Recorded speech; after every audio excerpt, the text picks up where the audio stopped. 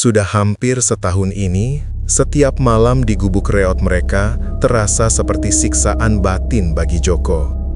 Ia melihat Santi, istrinya, menangis diam-diam saat menjahit pakaian lama untuk dijual, dan ia mendengar batuk serak anak bungsunya yang sakit karena atap bocor. Utang menumpuk, dan setiap pinjaman baru hanya menutupi lubang lama. Ia bekerja keras siang dan malam, tapi keberuntungan seolah membencinya. "Mas, besok kita makan apa?" Pertanyaan Santi semalam yang diucapkan tanpa menuntut justru terasa seperti palu godam di kepala Joko. Ia merasa gagal, terhina oleh kemiskinannya sendiri. Ejekan tetangga yang memanggilnya Joko Gembel mulai terasa pantas. Malam itu, setelah ia mendengar bisikan yang sama dalam tidurnya, suara serak yang menjanjikan jalan keluar, Joko mengambil keputusan terberat. Bukan karena serakah, tapi karena putus asa. Ia harus menghentikan penderitaan keluarganya dengan cara apapun. Udara malam di desa Purbakala terasa tebal dan dingin, menusuk kulit Joko. Ia berjalan sendirian, hanya ditemani senter kecil yang cahayanya terserap oleh lebatnya hutan di hadapannya. Joko bukan orang bodoh. Ia tahu resiko melakukan ritual di Sendang Ireng, tempat yang diyakini dihuni oleh danyang penjaga kekayaan. Selama ini, semua orang tahu pesugihan butuh tumbal, butuh darah. Tapi bisikan itu, bisikan yang datang dari mimpi buruknya selama seminggu terakhir, mengatakan ada jalan lain. Kekayaan tanpa nyawa Joko, tapi dengan pengorbanan lain. Ia akhirnya tiba di bibir sendang. Airnya hitam pekat, tidak memantulkan cahaya bulan sama sekali. Di tengah keheningan, terdengar suara gemerisik daun yang bukan karena angin.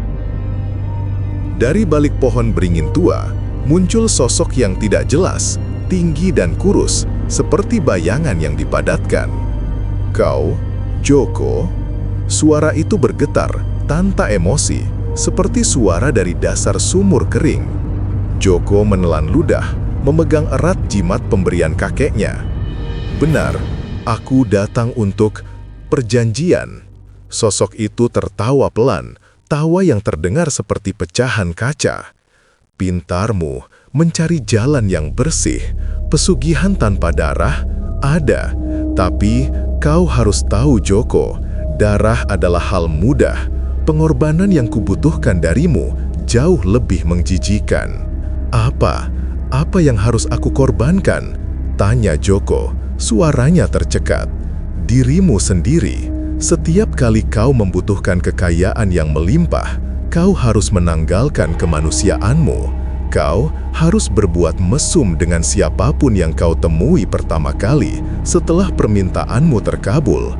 Itu adalah wujud nafsu terendah, dan itu yang kumakan." Joko terdiam. Ia membayangkan istrinya, Santi, anak-anaknya. Tapi ia juga membayangkan hutang, kemiskinan, dan ejekan. "Bagaimana jika aku menolak?"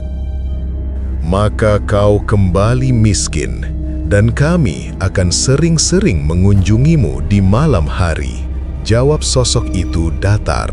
Akhirnya, setelah pergulatan batin yang memuakkan, Joko mengangguk. "Aku terima." Sosok itu menghilang. Joko merasa dingin menusuk tulang, bukan karena udara, tapi karena kekosongan di dadanya. Ia tahu, ia baru saja menjual lebih dari sekedar jiwa. 3 bulan berlalu, warung kecil milik Joko di pinggir jalan kini menjadi toko sembako besar. Uang mengalir deras. Santi, istrinya, keheranan tapi bahagia. "Tumben Mas, rezeki kita lancar sekali," kata Santi sambil menghitung uang. Joko hanya tersenyum hambar. Santi tidak tahu, di malam sebelumnya, Joko baru saja melakukan ritual pertamanya. Ia sangat butuh modal besar untuk membeli truk. Setelah melakukan panggilan di kamar mandi, paginya Joko mendadak mendapat pinjaman tanpa bunga dari kenalan lama yang sudah ia lupakan.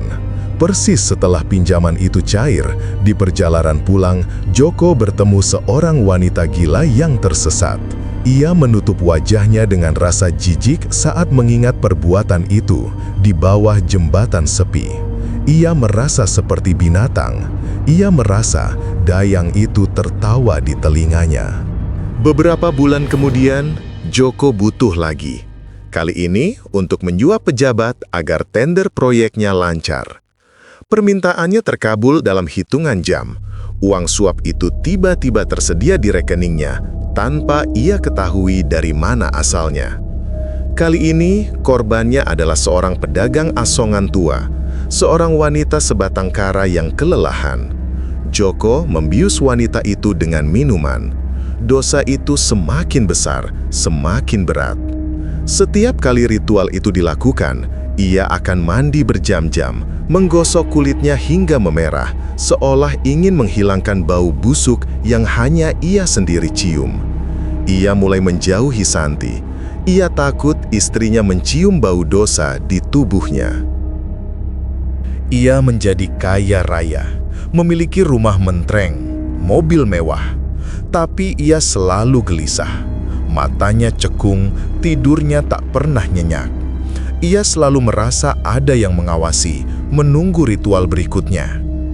Suatu malam, Joko sedang menghitung kekayaan barunya. Tiba-tiba, semua lampu mati. Dari sudut ruangan, terdengar suara langkah kaki pelan. "Kau semakin nikmat, Joko," bisik suara yang sama dari sendang Ireng. "Nafsumu, ketakutanmu, penyesalanmu, semuanya terasa seperti madu bagiku." Joko gemetar. "Aku sudah memenuhi perjanjian, jangan ganggu aku." "Oh, kau sudah memenuhi, tentu saja. Tapi kau tahu, Joko, kami tidak hanya butuh pengorbanan, kami juga butuh kesaksian." Joko melihat bayangan hitam di dinding. Ia terkejut. Bayangan itu bukan bayangannya.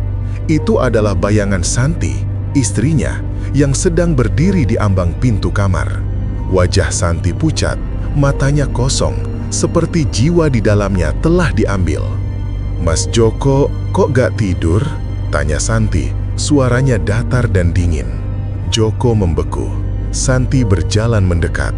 "Kau tidak perlu mencariku, Joko," bisik suara danyang itu, tepat di belakang telinga Joko. "Kali ini, aku akan membawakan hidangan istimewa." Santi tersenyum. Itu bukan senyum Santi. Joko lari. Ia meninggalkan rumah mewahnya, mobilnya, semua kekayaannya. Ia kembali ke gubuk tuanya, tempat ia memulai kemiskinannya. Ia berharap tempat itu terlindungi dari perjanjiannya. Tapi kegelisahan itu tidak hilang. Ia yakin Santi telah dirasuki. Ia telah melanggar salah satu aturan tak tertulis dari pesugihan. Jangan pernah melibatkan keluargamu. Dan kini, danyang itu menggunakan Santi untuk memaksanya. Ia kembali ke sendang Ireng. "Keluar kau, batalkan perjanjian ini!" teriak Joko ke arah air hitam pekat. Sosok kurus itu muncul, kali ini lebih jelas. Matanya menyala merah. "Membatalkan? Oh Joko, perjanjian ini sudah diikat oleh nafsu terbesarmu. Kau pikir kami hanya memakan perbuatan mesum itu? Tidak, kami memakan kehancuran jiwamu. Apa maumu sekarang? Kau sudah kaya, Joko. Sekarang giliran pengorbanan terakhir." Sosok itu menunjuk ke belakang Joko. Di sana berdiri Santi, yang kini terlihat anggun sekaligus mengerikan. Pakaiannya bersih, tapi ada aura gelap di sekelilingnya. "Kami ingin kau terus kaya, Joko," kata sosok itu. "Tapi mulai sekarang, kau tak perlu lagi mencari orang lain." Joko memandang istrinya dengan horor. "Istrimu ini," lanjut sosok itu, tersenyum lebar hingga gigi-giginya yang tajam terlihat. "Dia adalah ganti dari semua orang yang kau nodai. Dia akan menjadi tumbal kenikmatan abadi bagimu, Joko. Setiap kali kau butuh uang, kau tahu apa yang harus kau lakukan, dan dia akan selalu bersedia. Joko menatap Santi. Mata Santi kini tidak lagi kosong. Ada tatapan penuh syahwat yang dingin, tanpa cinta, tanpa jiwa. "Ayo Mas Joko," bisik Santi dengan suara yang bukan miliknya. "Ambil kekayaanmu, ambil aku." Joko bergetar hebat. Ia harus memilih hidup miskin dan kehilangan Santi selamanya, atau hidup kaya raya dengan Santi yang hanya menjadi budak nafsunya dan persembahan bagi Danyang itu. Suara tawa Danyang itu menggema di seluruh hutan, seolah merayakan kemenangan terbesarnya. Joko menutup mata, air mata mengalir. Ia merentangkan tangan ke arah Santi yang kini berdiri telanjang di hadapannya. Aku.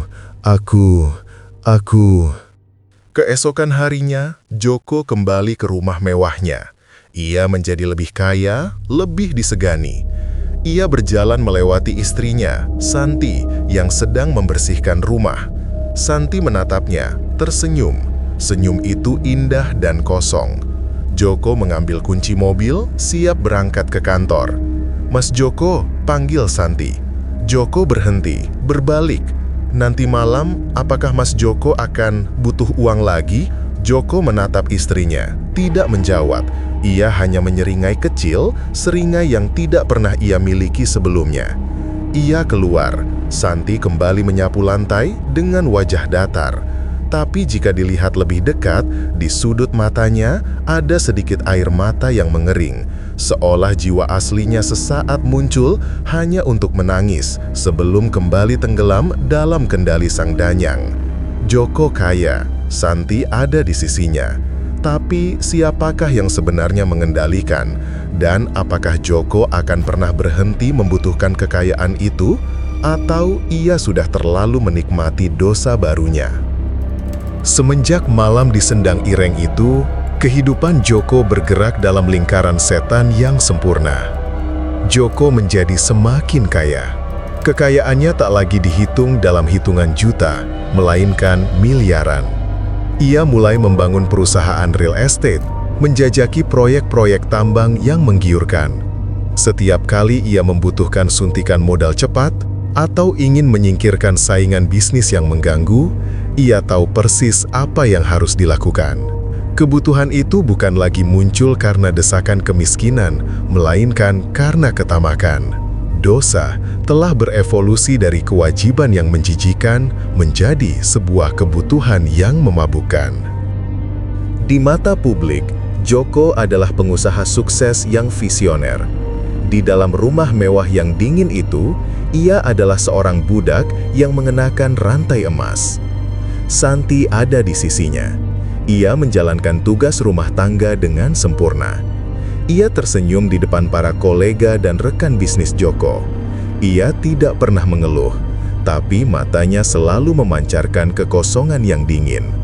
Ia menjadi perwujudan dari kata-kata Dayang, selalu bersedia. Siapa yang mengendalikan? Joko sering bertanya pada dirinya sendiri, siapakah yang sebenarnya mengendalikan?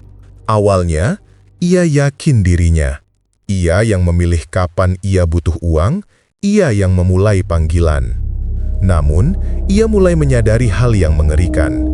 Setiap kali ia merasa dirinya sudah cukup atau mencoba menunda permintaannya, kegelisahan akan muncul. Bukan kegelisahan karena takut miskin, melainkan kegelisahan karena lapar. Ia mulai mendapati dirinya mencari alasan untuk membutuhkan uang, hanya agar ia bisa melakukan ritual itu lagi. Ia tidak lagi mencari kekayaan demi hidup, ia mencari kekayaan demi dosa. Dosa yang kini ia nikmati karena menghilangkan rasa bersalahnya, menenggelamkannya dalam jurang nafsu terendah. Dahyang itu tidak perlu menampakkan diri lagi. Ia telah menanamkan akarnya langsung ke dalam diri Joko.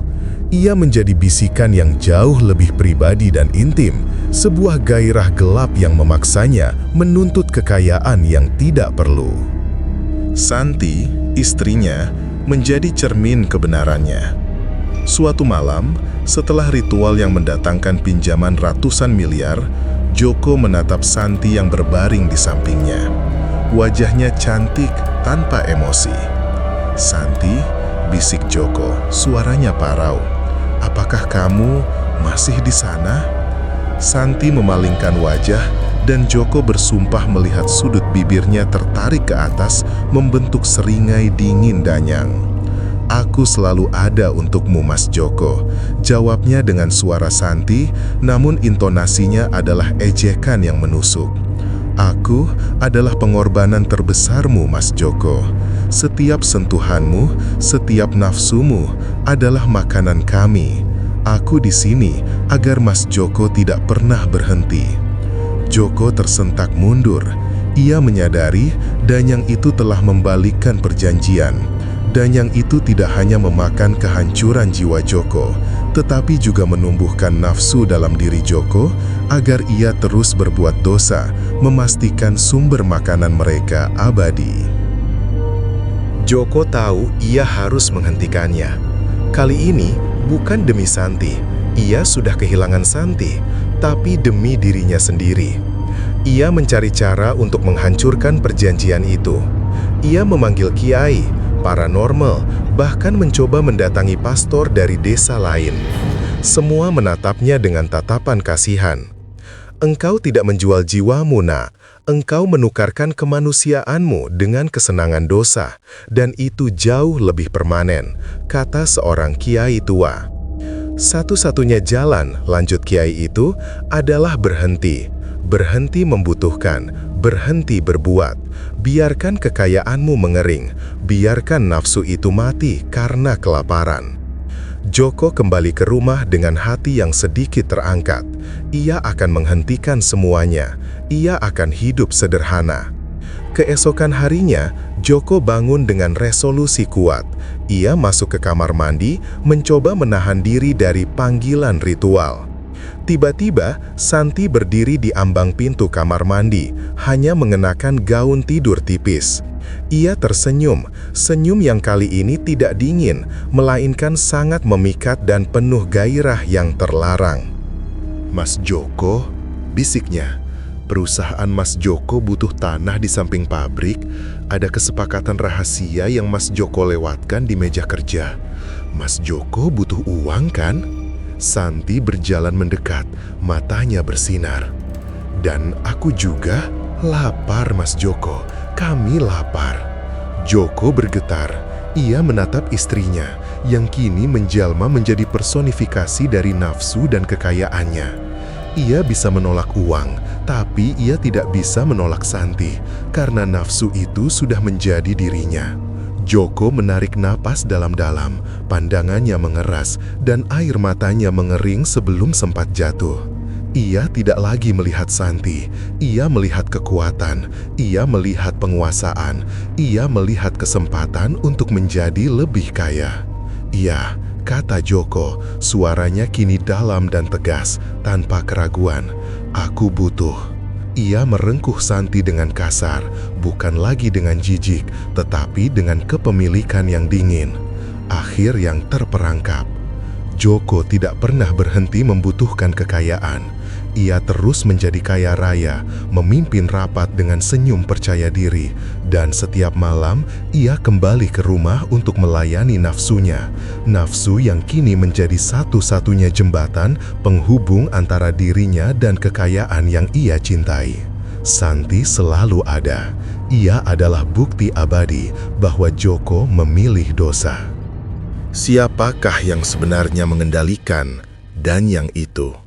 Ia tidak hanya menjebak Joko dalam perjanjian, tetapi juga mengubah keinginan Joko, menjadikannya mesin penghasil dosa yang tidak akan pernah berhenti beroperasi.